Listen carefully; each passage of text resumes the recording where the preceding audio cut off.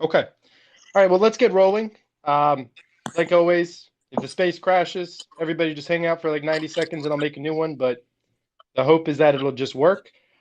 We got a good amount of questions submitted for this one. As always, we're going to be hopefully doing this weekly. But if you have questions, I put out a Google form each beginning of the week, so you can fill that out. But I'm going to roll right into it because I think that there's a couple of good questions. So the first one I'm going to start off with was Jonah, why do you invest in small caps? Um, Actually, I think I asked that question myself, didn't I? I think that was my. You might have submitted it. I think I submitted it myself just to throw it out there because it does come up a lot. People ask me, why don't I have any large caps in my portfolio? Do I not think there's opportunity in large caps? Um, I'm an aggressive investor by trade. I like risk. I like volatility. I mean, I was an entrepreneur the last 10 years, so I just think that risk is built into my DNA, and I can accept it and happy to ride through it. And if you can handle the risk and the volatility with small caps, I still believe that that's where you have the greatest opportunity to put up big returns compared to large caps. Look what Facebook and Apple did last night. They both reported phenomenal numbers, and the stocks are up. The stocks are up decent. I think Facebook was up 7% this morning. I think maybe up 5% right now. I haven't looked at Apple, but I mean, those are, Facebook's now $1 trillion company. Apple's now a $2 trillion company. And I know there's, hundreds of other large caps out there. I'm just using those two as the extreme example. But, what could Apple be in 3 years? I mean, could they get to a $3 trillion company? Yeah, perhaps. But I also think that some of my best small cap ideas have the potential to put up 30, 40, 50% annual returns. In some cases, more than that. I mean, if you can find a stock that turns into a 10 bagger over 5 years, I believe it's I'd have to double check. I think it's a 58.5% compounded annual growth rate. Obviously, it's pretty hard to find those stocks and it's hard to stick with them. But I just think the greatest opportunity for me as an investor is small caps. But there's a lot more risk, and it's not just around earnings because there's less analysts covering, but you do have to worry about dilution through secondary offerings. You have to worry about the short sellers, of course. So it's not it's not for the faint of heart. And I do think that a lot of people that even if they love small caps and think that's where the best opportunity is, I wouldn't recommend that the majority of people have all of their capital in small caps. I'm comfortable with it, and I have a few small. I mean, I have a couple mid caps and a couple large caps, so I'm not 100% small caps. But I think the average investor should be diversified across, each of these asset classes or asset styles, whatever Mhm. you want to call it. So, a mix of large cap, small cap, mid cap, and then even some growth in value, and then obviously some US and international. So, hit up all those style boxes. Don't just stay in one style box. Got it. Got it. Appreciate that. This next question is a little bit a little bit longer, but I think it's really applicable to a lot of people in the audience, so I'll read it out. So they submitted and said, I'm a relatively new investor with about 9 months of total experience. When I invest, I don't read too much into the technicals and charts. I don't pretend to be an expert there. If I like the company's product, mission, and find what I feel is a good price point, I pull the trigger on what I assume will be a 3 year minimum investment. I've gotten a good shake in early with Neo, Mara, and Caterpillar so far, but this won't last forever. How can I start to understand instead of guesstimate what an ideal price point will be before I start a position? Well, yeah, I mean that's hard. I mean, it depends on it's company specific, it's overall market specific, it's industry specific. I've always said that I'm looking for high growth companies with strong fundamentals and attractive entry prices. Sometimes you're going to end up overpaying in the short term. You end up chasing a stock, afraid that it might not pull back to your target entry price. Sometimes you might wait for a stock to pull back to a moving average, whether it's the 10-day, the 20, the 50, the 100, the 200. Doesn't mean it's going to happen, and it doesn't mean that it's going to bounce off of one of those moving averages like you want it to. I mean, stocks sometimes have a mind of their own. Markets have a mind of their own.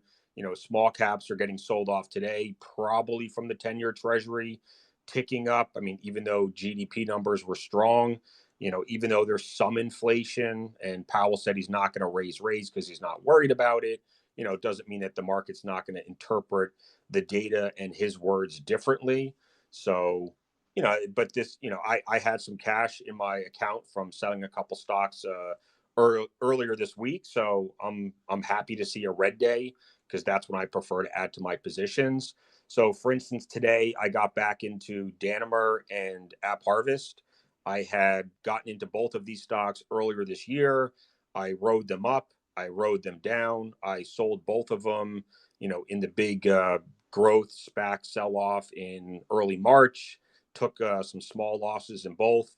And then I waited for these stocks to bottom out and got back into both of them today with small positions. I mean, these are still just about 1.25% each. So that's what I do on days like today. Is I'm happy to add to these stocks. I, in terms of like a chart, I mean, there really wasn't any technical signal that told me to get into either of these stocks today. But these are stocks that I still want to own for the next couple of years if I can. Doesn't mean I'm not going to trade around them. I think that's what people have a hard time grasping. And that's when I tend to get the most hate mail or hate messages or dumbass tweets from people is, just because you love a stock for the next 2, 3, 5, 10 years doesn't mean that you shouldn't trade around it. You should be trying to use some of those rips or the volatility to your benefit. For instance, a couple of days ago when Dermtech was up 30% pre-market, because it looked like, according to several sources, it looked like Cigna was going to start covering Dermtech's patches. So, I mean, the buying pre-market was just insane.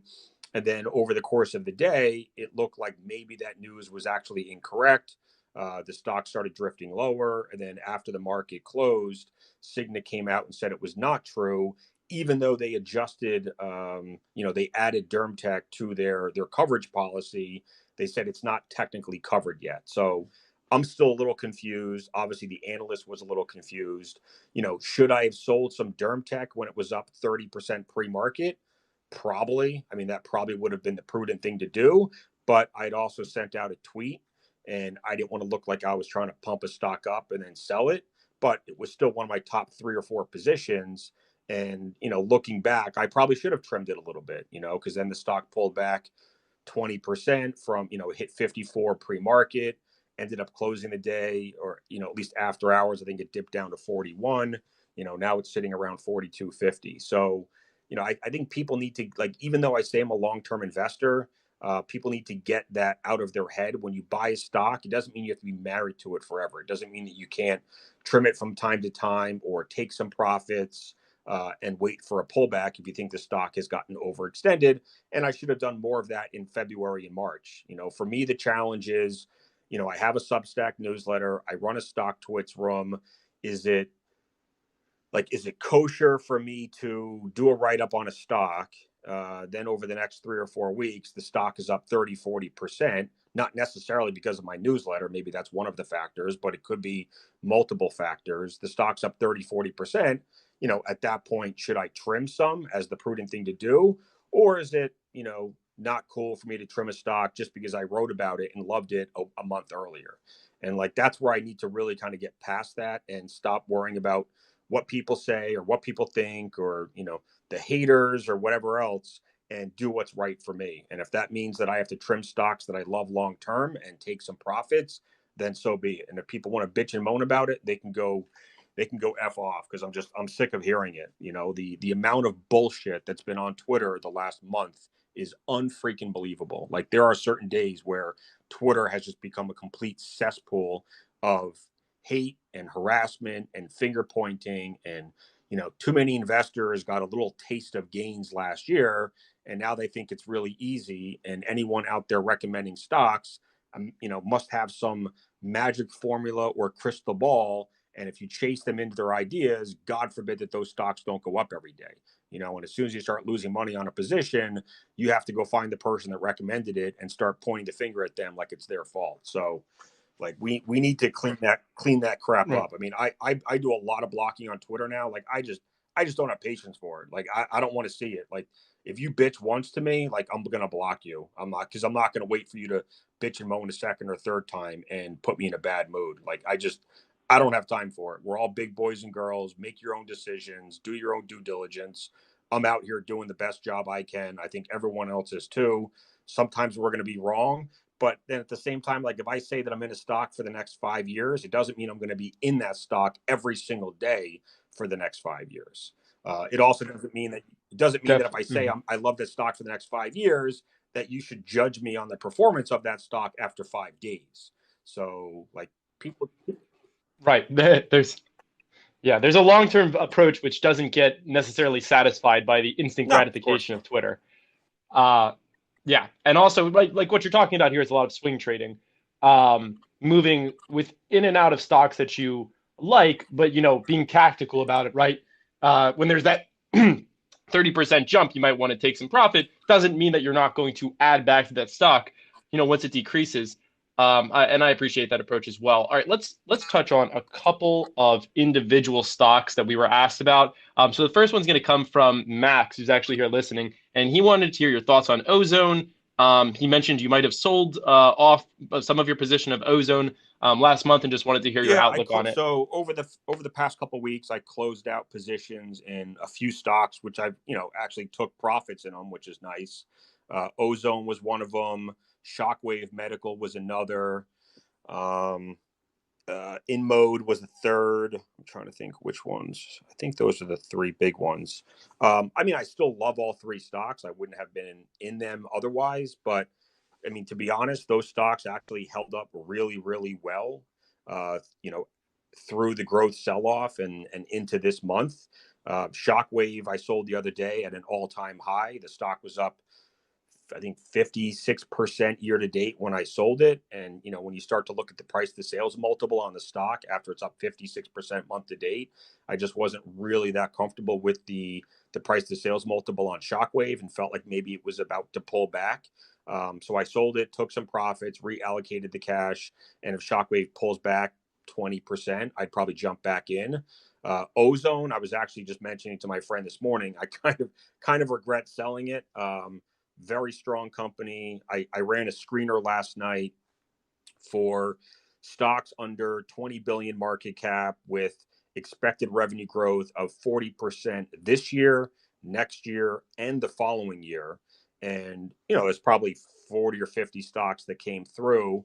70% of them were probably, biotech and pharmaceutical companies that are, obviously kind of hit or miss at that stage. But one of the ones that came through again was Ozone. So, I mean, it just goes to show how strong the company is in terms of penetrating e-commerce in Russia. I mean, this is probably, for someone that didn't get into Mercado Libre maybe 4 years ago, 3 years ago, I would say Ozone is kind of at that stage right now.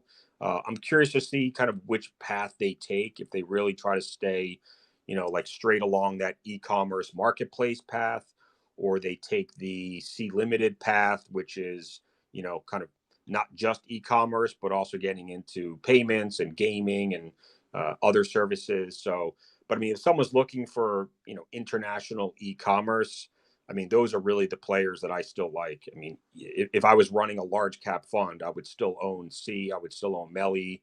I would definitely still have some Ozone in there. So nothing wrong with the company. It was just a matter of the stock held up so well in the pullback that I wanted to sell it at the high and take that cash and allocate it to some of my stocks that were down 30-40% from the highs, that I felt like those stocks that had pulled back more would probably perform better over the next 2 to 3 months, if we get some sort of a bounce back.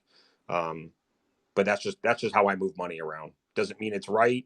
I could be completely wrong, and Ozone could go to 100, and my other stocks could stay where they were. But um, just in the moment, it felt like the right thing to do. Got it. Appreciate that insight into that, and I'm sure Max enjoyed that as well. Real quick, just for everyone listening, Jonah, you can see who he is, but my name is Gav Blacksberg, and I'm the COO at Wolf Financial, and also the chief Twitter user. And if you are interested in learning more about Wolf, as Jonah said, to quote Jonah, it's where the cool people talk about stocks. Nobody has given Jonah any shit about stocks on Wolf, so feel free to check out the link in my bio. We'd love to have you join our community. And if you're enjoying these Twitter spaces, feel free to join the Wolfpack here on Twitter. I have 6 of these next week. 2 of them are Max's, but I'll be doing them with him. One of them I'll be hosting with him. One of them I'll just be a speaker on. But Jonah will also be a speaker on that. So I have a public Google Calendar you can check out, and you can just continue to join my community. I love having you all here, and it's fantastic interacting with you. And if you have questions, I'm not going to be bringing people up to speak on this, but feel free to tweet it out and tag me, and I will see it. I have a couple screens up, and I'm going to see everything.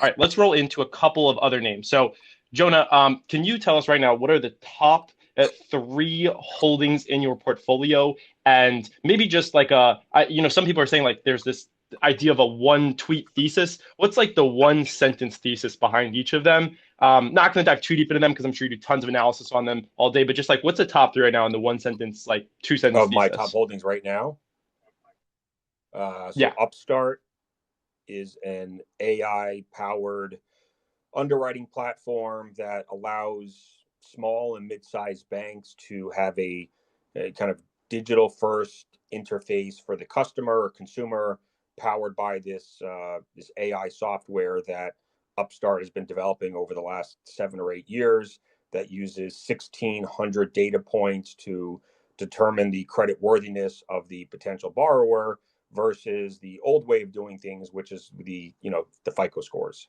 So just a much, much better. It's faster, it's cheaper, it's more accurate.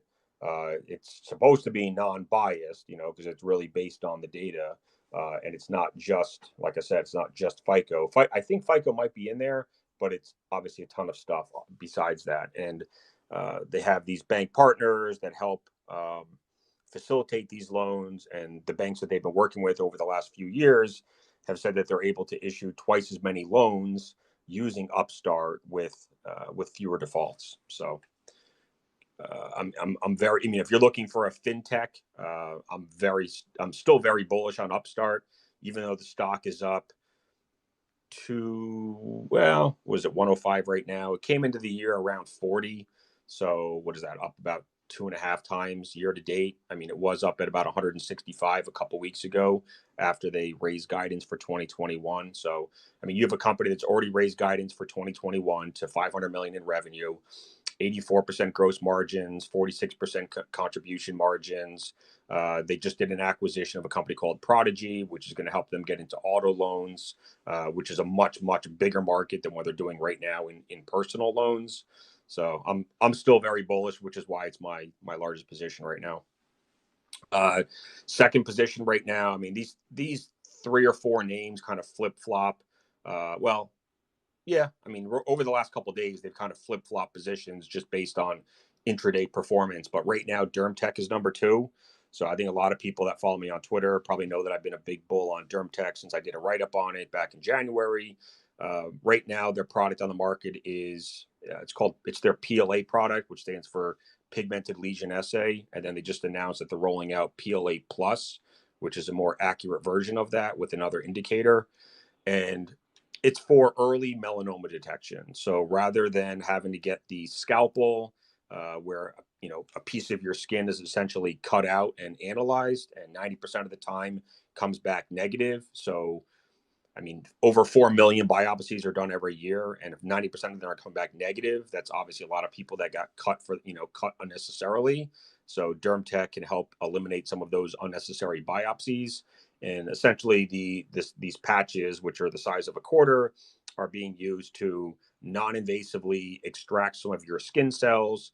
And then those patches are sent to California, where DermTech has a processing lab, and those skin cells are analyzed, and then the dermatologist gets a report on whether or not there's anything suspicious or to be worried about in the report, or in the cells that were extracted. So it's a better way to detect skin cancer earlier rather than using the scalpel. And then I just did a Twitter thread today about Luminate, which is their new product that launches later this year, and that's going to be for anybody that wants to get a DNA skin analysis to help determine how much damage has been done to your skin by the sun, essentially UVs. And then there'll be a report that comes with that, and then at the end of the report, there's apparently going to be some recommendations on how to better protect your skin or repair your skin, which is why I think they've alluded to these relationships with companies like L'Oreal and Johnson and Johnson, So, perhaps I don't know the exact relationship and how those partnerships will work. I don't know if their products will be specifically recommended in these reports, and then maybe DermTech gets some sort of an affiliate fee, or those companies are paying to be part of the recommendation. I'm not really sure. I hope DermTech makes money off it somehow, but we'll have to wait and see. But then DermTech is already, Hmm. John Doback on my interview with him about a month ago said that Luminate and basically all of their products are allowing them to build you know the most the largest database of skin data in the world, which they can then use to uh, I don't know if they're selling the data or renting the data. I'm not, I don't want to put words in their mouths, but either way, that data can be used by the biotech companies, the pharma companies to help develop better drugs and better treatments for skin conditions. So, there's a lot of different ways that Right. DermTech's going to win. It's the current PLA product. It's Luminate, which comes later this year, and then next year we should get Carcinome, which is their genomics patch for the other two types of skin cancer, basal and squamous. So that's my second largest position. Futu is my third largest position. I think people have heard me talk about Futu before as well. I actually have a call tomorrow morning with the Futu marketing team to talk about a couple things with them, and then possibly set up an interview with their CEO, which would be exciting because I'm obviously pretty bullish on the stock. It's the best way to think about it is like the Chinese version of Robinhood, based in Hong Kong, extremely strong fundamentals. Last year they grew at about 212%. This year they'll grow at probably 120 to 130%, if not more. Phenomenal gross margins, phenomenal EBITDA margins, phenomenal net income margins. Net income margins this year should be pretty close to 50%, which is unheard of for a company growing that fast. So that means there's a lot of free cash flow coming to the balance sheet. They did do a stock offering a couple weeks ago, which I didn't love, because they priced it much lower than what the stock price was at. But they did it in order to beef up the balance sheet and be able to offer their customers more margin. And if you know anything about stock trading, if customers have more margin, it allows them to do more trading, more options, which generates more fees and revenues for the company, in this case, Futu. So, it's not like Futu needed to raise that $1.3 billion because they were burning cash. It's just the opposite. I mean, they're going to use that cash to really fuel their current operations, increase revenues, and even improve margins, which is hard to believe, but we'll probably see that as well. So I think Futu is at least a $200 stock by the end of the year, and maybe 250 if they really crush the numbers. Fourth largest Hmm. position is Mohawk. Once again, I did a roundtable a couple weeks ago with Asher DeLuge, who is one of the co-founders of Mohawk, and Sean Emery from Avery and Company. He's one of the top 25 institutional shareholders on Mohawk. Mohawk is basically an AI enabled CPG company that uses e-commerce for, I mean, I think 100% of their sales right now, primarily Amazon. Although they are doing some stuff with Walmart, and they actually just got a few of their product lines onto Target's website, and then they have a Shopify website for all of their other brands. And it's just, there's two pieces to the story. One of which is using this AI system that they developed called Amy, to identify trends and opportunities on Amazon that are not being met by current products, and then work with their overseas manufacturing partners to develop products and deploy those products on Amazon, and hope to fill that gap, and benefit from that trend moving forward. And then the second part of the story is M&A. So once again, using Amy, they can identify trends and opportunities, but maybe where there is a market leader, that they could acquire for 3-4 times EBIT. And then what they do is, let's just say they buy a company for $30 million in cash, or cash in stock, and the company's doing $40 million or $50 million a year in revenue. They'll look to eliminate as many unnecessary costs and expenses as possible. That's people, that might be marketing, that might be office space, and lots of other stuff, so that they're able to drop more of that revenue down to the bottom line, making these deals extremely accretive.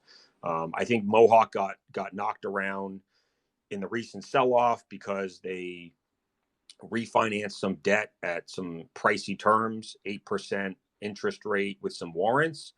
But the CEO, this guy Yaniv, has said that their pipeline of M&A deals is extremely strong, and it was worth paying a little bit more to get that debt refinanced so that they can continue moving forward and close some of these deals so that investors can begin to appreciate this story once again. So the market cap got up to $1 billion at one point. It's now down. I mean, the stock dropped. The stock is still 50% off the all-time highs, which is just crazy to think about. I mean, the company already gave their 2021 guidance of $360 million, which is like 95 or 96% revenue growth over last year. And that didn't include any M&A. So, I mean, obviously with some M&A, we would see that number tick up, although we would obviously see more shares being offered as well. So, I mean, just because the revenue growth goes up, I mean, there's obviously the second part of the story is how many shares are being issued, or how much cash is being used in order to generate that extra revenue. But even without any M&A, I mean, this is still a stock that's growing growing the top line at 100%, and they're finally going to be profitable this year, expecting about 31 million of EBITDA.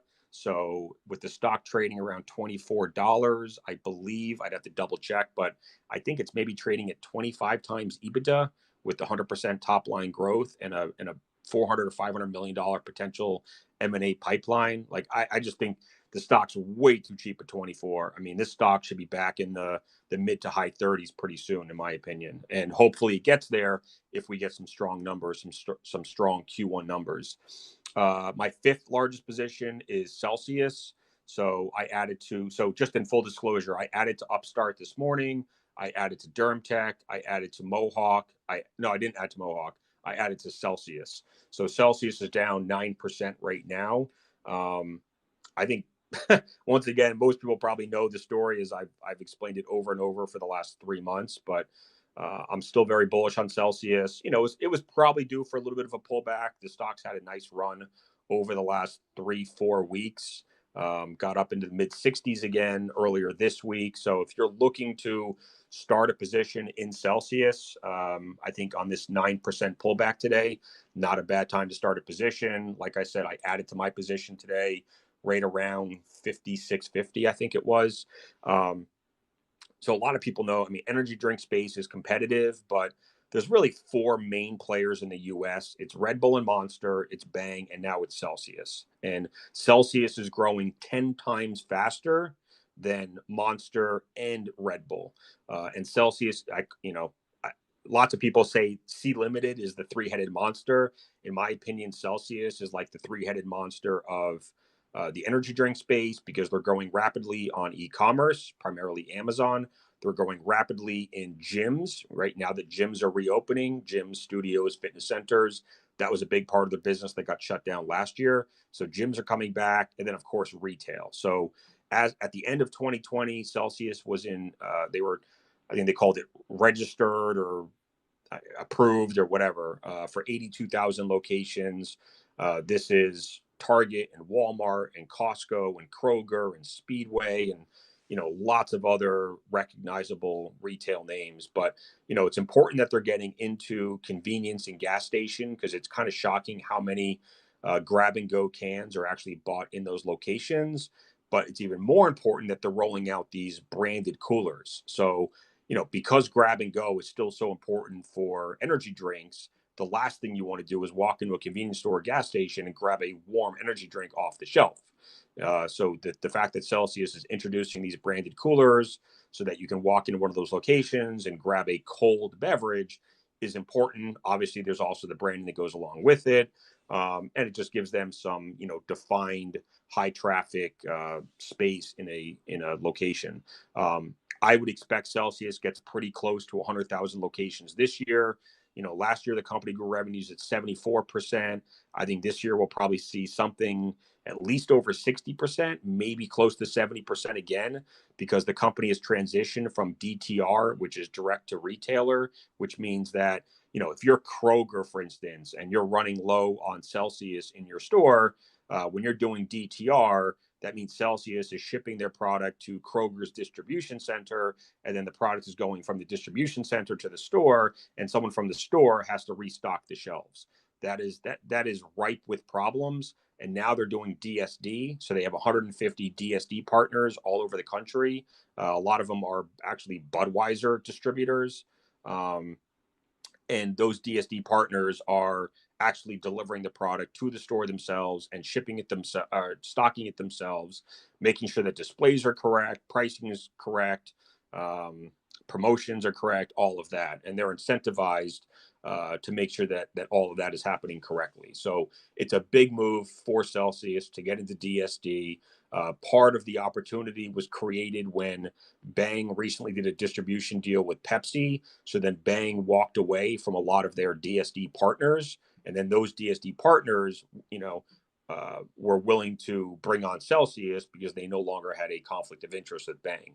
So now Celsius is working with a lot of the distribution partners that helped Bang grow so fast the last few years. So there's a lot of reasons to still be very bullish on Celsius. It's not a cheap stock, I agree, but it doesn't mean it's ever going to be a cheap stock if it's able to grow at 55, 60, 65% for the next 2 or 3 years.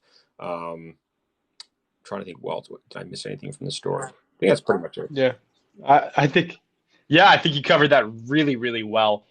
For those who are listening to that and just heard a ton of amazing information, and you were like me trying to jot down notes over here, don't worry. We also have this recorded. My good friend Josh Meltzer, who's one of the analysts at Wolf Financial, is recording this right now via screen record. I just pinned to my profile. If you want to go check it out, I just pinned to my profile the link to my YouTube. If you check it out, it's basically just recordings of Twitter Spaces. I have the one with Jonah from last week is on there. I've got one that we did on the cannabis space earlier this week that's up, and a bunch of others that are just going to keep coming. So there's been a lot of nice feedback from that. So feel free to check that out. That's currently pinned. Okay, we have a couple other stocks and stuff that we are going to go through. And also, thank you for the Futu info. I'm supposed to speak about them on Sunday, so that was pretty helpful for me. And I'm very bullish on Futu as well. I love that business model. All right, question from Big Rig Trader. And also thank you to the over 300 people who have been here and are listening and making this a valuable time spent. I know so many. Christine, Stock Market, Parrot, Costas, Soul. Fantastic Shark to see everyone in here. We even got like Slice in here, which is pretty cool. I love seeing like who pops in and hangs out.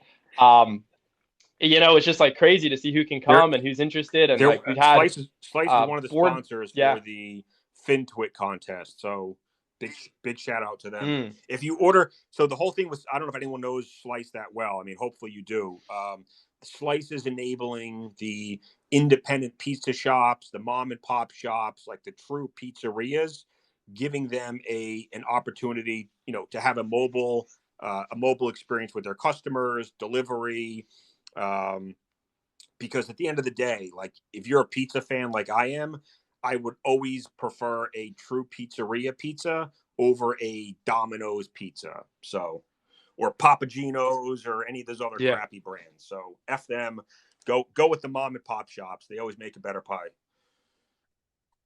And one other thing before we get to the next question, and that is we mentioned Celsius. As always, I'm on a prayer here. Celsius sponsor my Twitter Spaces. Jonah, make it happen. We love Celsius out here. I own Celsius stock. All right, that's all I got to say on So, that. All so right, with Big Rig. Celsius, like I literally get 10 or 15 DMs a day from people that are like it's just hilarious. They're walking into their grocery stores, they're walking to local convenience stores, and they're actually asking the managers and owners about Celsius and how fast it's selling. And then they they send me these DMs, talking about the conversation and what was said. And I mean, I think it's close to 100% of the time that manager or owner is telling them that they can't even keep Celsius in stock. It's selling so fast. They are shrinking their shelf space of their energy drinks in order to expand the shelf space for Celsius. So, I mean, by all measures, it sounds like Celsius is kicking ass right now. I just hope we see that come through in the numbers. I think it's just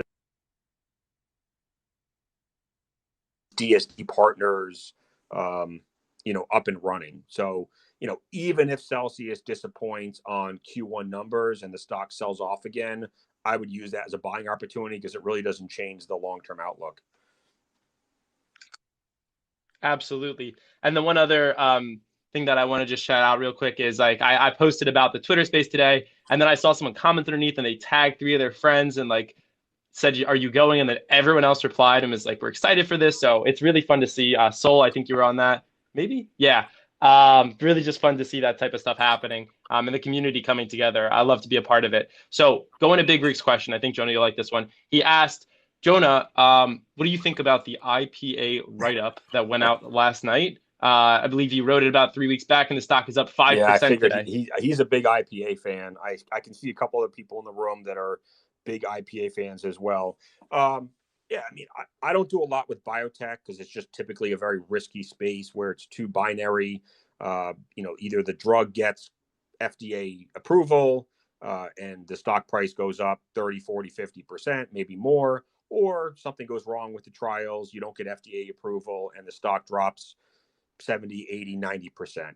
I've been on both sides of that and it's pretty stressful, and too often it's more of a guessing game than anything else. I think IPA is a little bit different because they have two different parts of the business.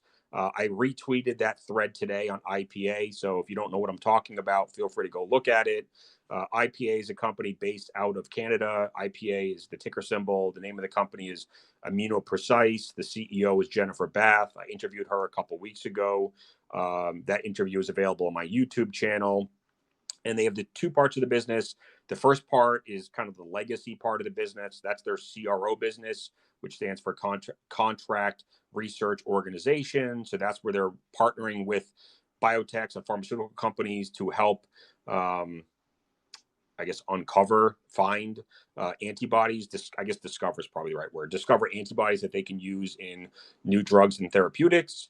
But IPA has now launched this new part of the business, which they call Talem, Talem Therapeutics, where they're actually building up their own pipeline now of antibodies that they've discovered and looking to license those antibodies out to the biotech and pharmaceutical companies. So, I mean, in a small way, it almost sounds like a conflict of interest, but I'm not an expert in the space, so I really don't know. And I guess a lot of it depends on what those CRO clients are paying for, what types of antibodies they're trying to find for what types of drugs. I believe it's a lot of, cancer related drugs because that's where the big money is. But obviously, COVID and all these new variants has also created an opportunity for antibodies in these cocktails, these therapeutic cocktails.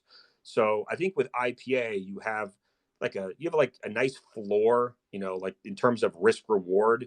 There's limited risk because that CRO business, is still strong and probably keeps the stock propped up in the high single digits range. And then you have that Telem Therapeutics as the potential home run side of the business, where if they're actually able to license out one of their antibodies to a large pharmaceutical company in some sort of a royalty deal with an upfront payment and then a percentage of sales, if those drugs turn out to be, billion-dollar blockbuster drugs, I mean, you're talking tens and tens and tens of millions of dollars of licensing or royalty payments for IPA. So, and I don't think right now with the market cap of IPA at, let me see, under $200 million. I don't think any part of Talem is really being priced into the current stock price. So that's where you see the upside. I mean, and that's why I mentioned last night on the post or on the thread that IPA is not really a stock that you want to try to trade. There's a lot of my stocks that I could trade, just because they bounce around so much. IPA is one of those stocks though where you could wake up one morning and there's some big news and the stock could be up 50% and then you've missed your chance. So I just think it's one of those companies. If you're interested in the company, interested in the space, I have a 1.5% position to it. I'm just kind of letting it sit in my account, and hopefully we get one of those big announcements one of these days. Absolutely. Absolutely. Appreciate that. Also, just to let everyone know real quick, thank God this space is going fine, has not crashed because I have less speakers. If it does, if my space has ever crashed, I always make another space about 90 seconds later. So just keep that in mind. But hopefully, I'll be able to chat with some people at Twitter today and get that to stop happening. All right, Jonah, throw on a couple of smaller names at you, just like two, 3 minutes on these names. Any thoughts on Ideanomics? I really don't know it IDEX. enough to comment. No worries. All right. Any thoughts on Census Healthcare? Never even heard of it. SRTS. All right, fair enough. These are just questions I'm getting from people in the audience. Okay, so another question was, do you have any courses or are there any online courses that you recommend for people trying to learn chart analysis? I mean, there are a bunch of people that I think put out great content. Trend Spider, where that's actually the charting software service that I use for all my technicals. They put out a lot of content. They host weekly webinars, and I believe it's probably all up on their YouTube channel. So I would check with TrendSpider. Richard I think Moglin is how you pronounce his last name. He has a YouTube channel where he does a bunch of his own videos where he goes through the technicals, and then he also interviews other investors where they can talk about their strategies. So I mean, honestly, on YouTube, there's probably so much free content. I can't imagine you'd have to pay for a course. There's just so much stuff out there nowadays. But I would those are two that I would start with. Hmm. Yeah, absolutely. All right, got a couple more DMs coming in. Real quick, because I know we just talked a lot about CELH, but one other thing was someone asked if you know if CELH is being sold in Europe. They said that they believe you talked about Norway and Finland, but wondered if they were going into France, Bulgaria, and Yeah, so Germany. I've talked to the head of sales before, and I mean, I think eventually they do want to get all across Europe, but right now they're mostly focused in those Nordic states, Sweden, Norway. Most of that was from the acquisition of a company called Funk Foods that they made a couple years ago. It's sort of the same thing in Asia. I mean, um, I believe they have a partnership in Asia where they're working with a distributor over there, and it's more like a licensing deal because Celsius is really focused on just the U.S. right now. They're not. I don't believe they're even selling in Canada yet because a lot of people I see people tweeting all the time asking Celsius when they're coming to Canada. I mean, they're really, really focused on just the U.S. And then the Funk Foods deal was kind of a strange one. I'm not going to get into the details of how or why it happened, but that's really the only reason that they're selling in Norway and Sweden right now. And it's a similar. It's not the exact same products that we have in the U.S. It's actually a somewhat different product, different flavors, and completely different can. Got it. Okay, got another little bit of a longer question for you. So this was from Stephanier7. So if Stephanier7's in here, there's your shout out. They said that they believe that you are invested in Neo, but they don't see you often talking about it. They're wondering what price do you see for Neo stock by the end of the year and 3 years out? They just announced that they're entering Norway, which is one of the biggest EV markets in Europe, and they're expected to announce positive results at the end of the week. There has been plenty of other positive Neo announcements of late. So I guess just your thoughts on Neo short term and long Yeah, I term. mean, I have a small position in Neo. I've reduced it a little bit over the last couple of weeks. I mean, it's still a Chinese company, so there's still that risk on the table. Um, there are multiple EV companies in China that are competing with Neo. So I don't think the market it's not just Neos to win. I think in the US, it's pretty clear that Tesla is the dominant player when it comes to EVs. And then Tesla is also over in China as well. Um, Neo is growing at over 100%. I mean, they're going to put up numbers this quarter that are just eye popping. But remember that, the numbers that they report right now, Q1 2021, are, that's year over year. So you're coming off of a 2020 first quarter where China was basically shut down because of COVID, where so if you didn't have a lot of auto sales in Q1 of last year, and then, the economy's obviously reopened over there now, you're going to get some just ridiculous quarter over quarter numbers similar to what we saw from Zoom. I mean, the numbers that we see from Neo today will look similar to the numbers that we got from Zoom at the peak of the pandemic. But over the course of the next 3 quarters, those numbers are going to come way down because China was obviously opening up last year quicker than we were. So, this year, total revenue growth, I'd have to double check. It means it's going to be somewhere probably low triple digits. Um, I'm also not convinced that China is going to let Tesla really succeed over there. I still think, I mean, I'm not an expert on China or the CCP, but I can't imagine they love the idea of Tesla coming over there and taking any significant market share from their other domestic auto companies, including NIO. So I would expect the CCP to make things more difficult for Tesla to succeed in China. And if that happens, then NIO would be one of the beneficiaries of that.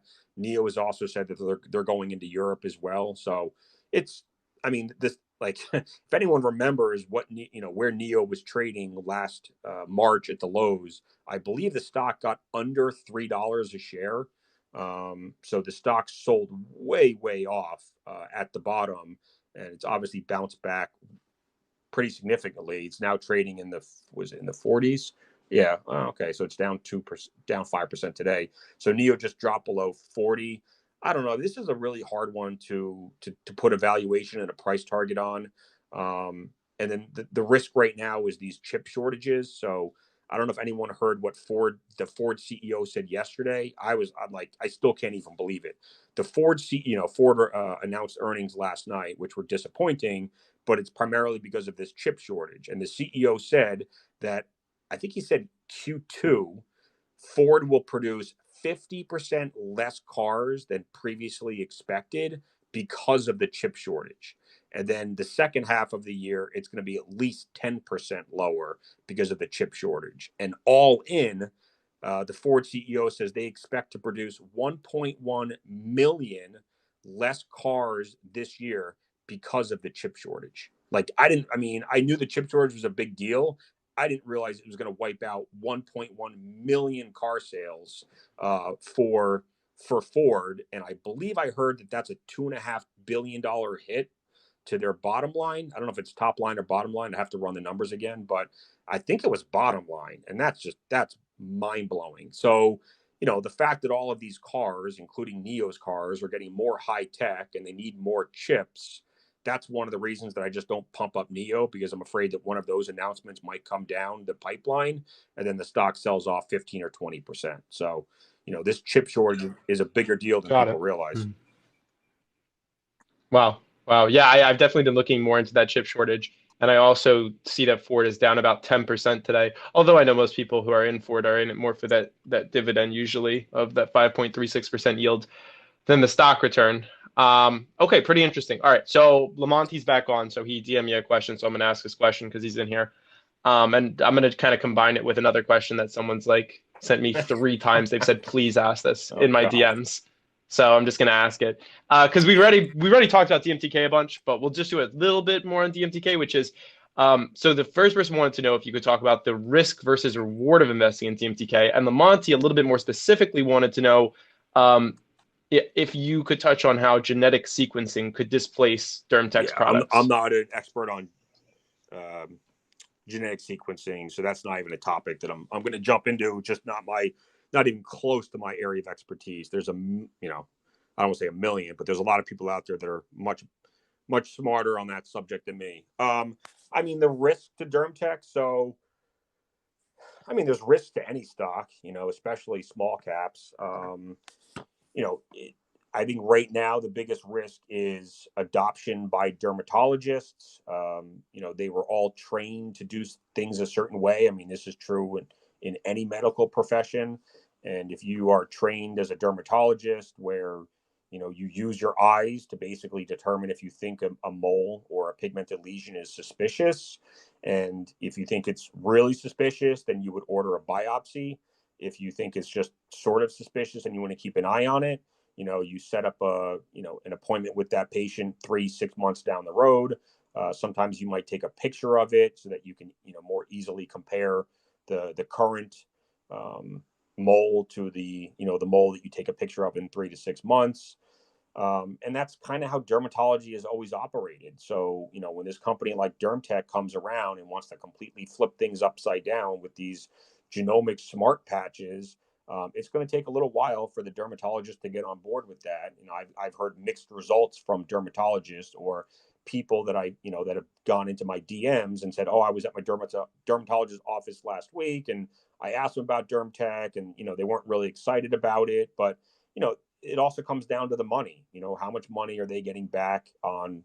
How much money are they making on the biopsies versus what's their kickback on the patches? But I think when people say that, I think they're losing sight of whatever the dermatologist loses, whatever the difference is between their, their profit margin on the biopsy versus their kickback on the patch. A lot of that could be made up just in quantity because, there's 4 million biopsies. I already mentioned this. I mean, there's 4 million biopsies in the U.S. every year. Over 90% of them come back negative. It's possible that those dermatologists have more suspicions about more moles, but they're just apprehensive about continuing to cut into people with a 90% negative rate. So, perhaps the patch can sort of, create some extra revenues for the dermatologist where they see a suspicious mole, but maybe it's not suspicious enough to cut into it yet. That's where you can use the patch. So I think I think Hmm. there's certainly a place for both. And certainly if the patches come back and show some issues, then that's when you would want to follow up with a biopsy. So the patches are not replacing all biopsies. They're just kind of replacing those fringe biopsies, or perhaps like I don't know what the next level is above fringe, but like if it's like I don't know the wording that they use, but if it's not suspicious enough to order a biopsy, whatever before that suspicion is, that's where maybe you use the patches.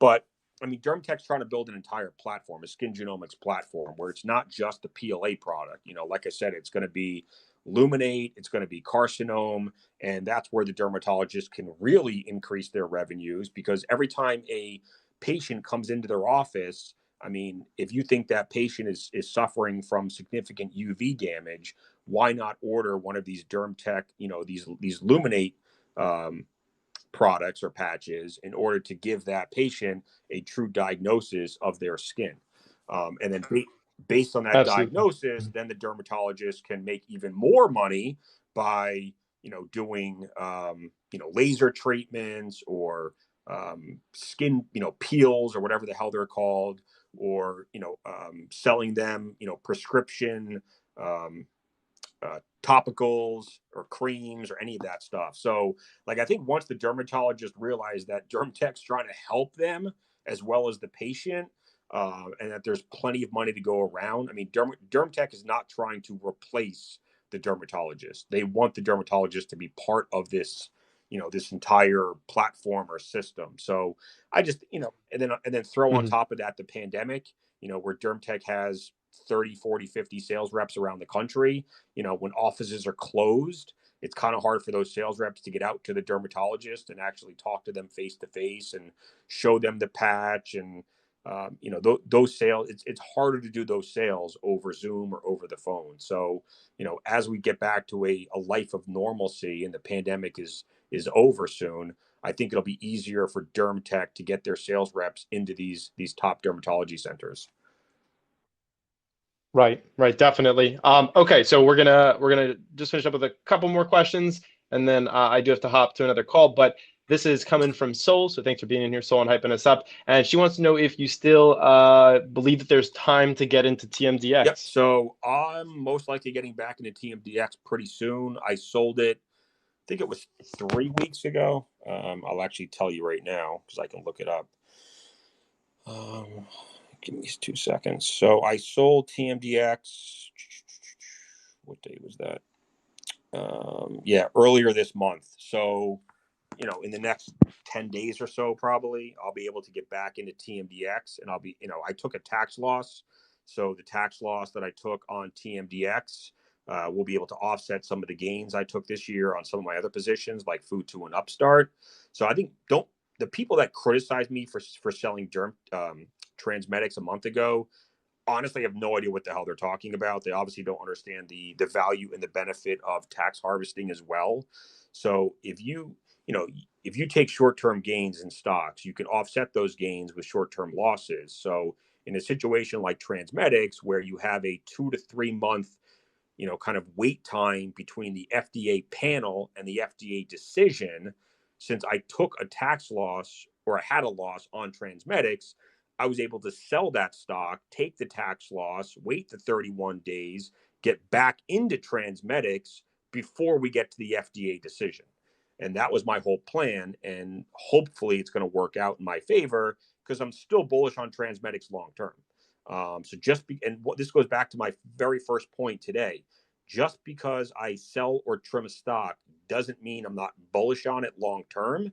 It just means there's a reason for doing so in the short term, whether it's a tax loss, whether it's the stock has just run up way too fast, and I'm just expecting a pullback, and I don't want to sit there and deal with a 20% pullback. So I'd rather lock in my gains now, put that cash somewhere else, and then get back in on the pullback. Like, that's proper portfolio management.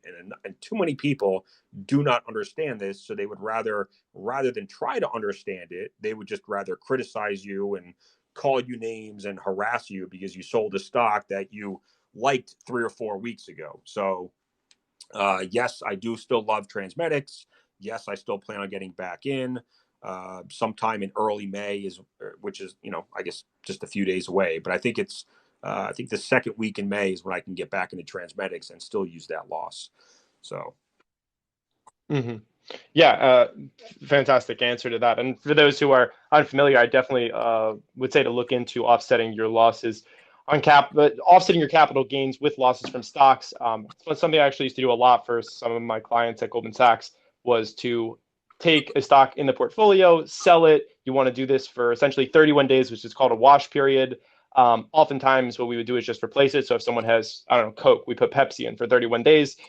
Just to keep the integrity of the portfolio. And then after the 31 days are up, you can go ahead, you can buy that stock back. However, you're able to write off that loss from your capital gain so you can pay less taxes.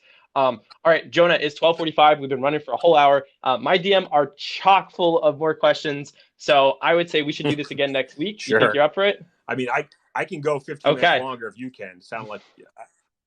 I have a meeting with Twitter at 1, and my dog is giving me the hairy eye that she wants me to take her out first. So I might go ahead and take my dog out. My mom's on here listening, so she's gonna appreciate that I'm saying I'm gonna take my dog out. So shout out, Mom, for listening in on this. This was recorded. Hope everybody had a fantastic time and enjoyed. As always, I am your host, Gav Blacksburg. Make sure that you're checking out Jonah's stuff. He is the real G over here, and he's having so much knowledge that he's dropping and sharing with us. Me and Jonah are both going to be speaking on a Twitter space on Sunday. That is going to be starting at 2 p.m., hosted by Max Bezenko. I'm also going to have a Twitter space tomorrow at 5 p.m. EST. On that Twitter space tomorrow at 5 p.m. EST, I'm going to have Simon Erickson, who's the CEO of Seven Investing. I'm going to have Luke Jacoby, Rihar Jark, Gannon Breslin's going to be on there. It's just going to be a completely loaded panel. So continue to stay in touch with the Wolfpack. Appreciate everyone who's followed me, during this call. Hopefully, one day I'll have a following like Jonah's. Who knows? But for now, that is all I have for today. Jonah, is there anything else you'd like to say to the audience before we go? If Bill Belichick is listening, please go get Jimmy G or draft a quarterback tonight, because I don't want Cam Newton as my starter. As long as they don't get Justin Fields, I'm good with it. I wouldn't mind. Why, are you a Pats fan? Oh, no. Oh, I'm a Ravens fan. Because I kind of want Fields. I think he'd be a pretty dynamic quarterback for us. No, I don't want you to get Fields. He's too good for the Patriots. I don't need another dynasty. Chill out for a few years. Cam Newton's a little washed out, so. Yeah, he is. All right. That's all we got for today. I really look forward to chatting with everyone again soon. Thank you to everyone who tuned in. Thank you, Jonah, for doing this with us. I'm looking forward to doing